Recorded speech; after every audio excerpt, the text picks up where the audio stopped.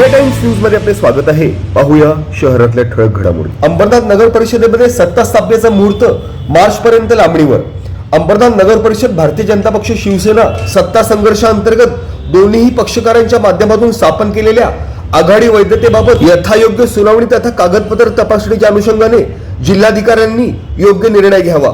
मुंबई हायकोर्टाचे जिल्हाधिकाऱ्यांना निर्देश। 28 जानेवारी पर्यंत जिल्हाधिकारी कार्यालय शिवसेना तथा राष्ट्रवादी काँग्रेस पक्ष अजितदादा पवार गटाच्या माध्यमातून स्थापन केलेले अंबरनाथ महायुती आघाडीबाबतची सर्व वैध तपशीलवार कागदपत्र जिल्हाधिकारी कार्यालयात सादर करणार। न्यायदेवतेवर संपूर्ण विश्वास। शिवसेना राष्ट्रवादी काँग्रेस पक्ष अजितदादा पवार गटाच्या अंबरनाथ महायुती आघाडीचे गटनेते रवींद्र करंजुळे तथा नगरसेवक ऍडव्होकेट स्वप्नील बागुल यांच्या माध्यमातून आयोजित पत्रकार परिषदेअंतर्गत माहिती सादर।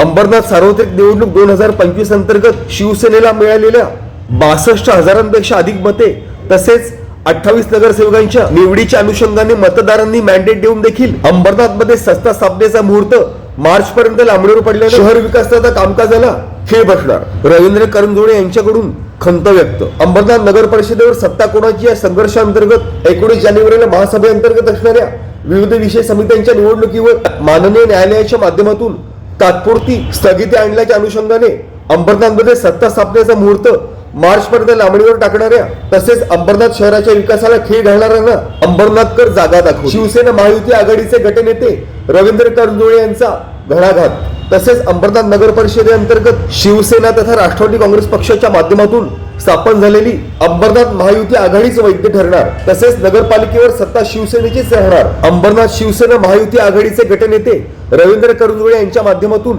विश्वास व्यक्त। Bureau report, India times news. आज मुंबई उच्च न्यायालयामध्ये सदरील प्रकरणाची सुनावणी झाली आणि मुळात हे ज्या लोकांनी ही जी सुनावणीचं अपील केलं होतं ते मुंबई उच्च न्यायालयाने फेटाळलेलं आहे आणि सदरील प्रकरणी माननीय जिल्हाधिकारी कार्यालय यांना सूचना दिलेल्या आहेत की त्यांनी या प्रकरणाची योग्य ती चौकशी करून आणि ज्या मूळ जो गाभा आहे ज्यांनी गट स्थापनेच्या वेळेस जे मुख्य जे दस्तावेज सादर केलेले आहेत त्याची छाननी करून योग्य तो निर्णय जिल्हाधिकारी कार्यालयाने घ्यायचा आहे। गट वैधतेच्या अनुषंगाने सुद्धा काही आपल्याला काही सर्वोच्च माननीय सर्वोच्च न्यायालयाने काही आपल्याला कसं निर्देश दिले आपले कागदपत्र सादर करण्याचे? सदरील हा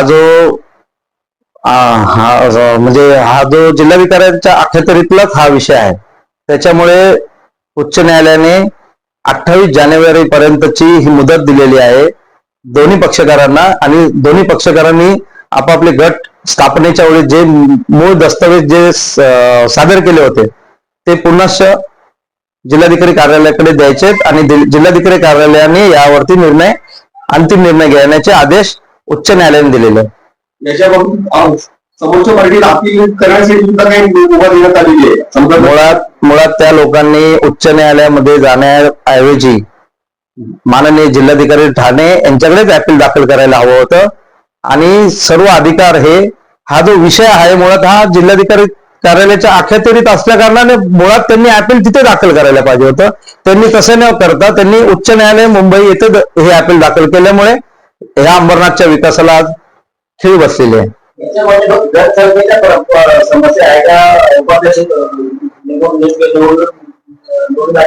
मुळात गट स्थापनेनंतर जिल्हाधिकाऱ्यांच्या आदेशानंच उपाध्यक्षाची निवडणूक पार पडलेली आहे आणि सदरील निवडणुकीमध्ये 32 सदस्यांना हात उंचावून उपाध्यक्षाची निवड केलेली आहे। त्याच्यामुळे आमचा गट हा वैध झालेला आहे आणि आमचं संख्याबळ हे सिद्ध झालेलं आहे।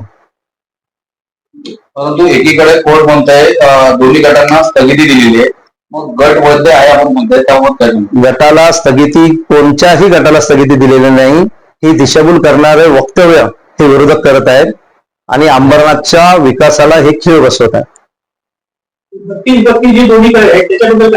मुळात कसा आहे तो विषय आहे की त्यांचं जे संख्याबळ त्यांनी जे सिद्ध केलेलं आहे त्याच्यानंतर राष्ट्रवादी काँग्रेसचे जे 4 नगरसेवक आहेत त्यांनी जिल्हाधिकारी कार्यालयांना पत्र देऊन या गटातून आम्ही बाजूला होत असल्याचे कळवलेले आहे आणि त्या गटातून आमच्या गटामध्ये ते समाविष्ट झालेले आहेत आणि तो जो कालावधी आहे 30 दिवसांच्या आतला असल्या कारणाने आमचा गट हा वैध झालेला आहे. आता ही जी कायदेशीर लढाई आहे, याबाबत आता विषय समित्यांच्या ज्या निवडणुका होणार होत्या त्याला खीळ बसलेली अर्थात एका पद्धतीने शहर विकासाला सुद्धा कामकाजाला खीळ बसलेली असं आपलं म्हणणं आहे. नक्कीच, परंतु आमचा न्यायदेवतेवर विश्वास आहे.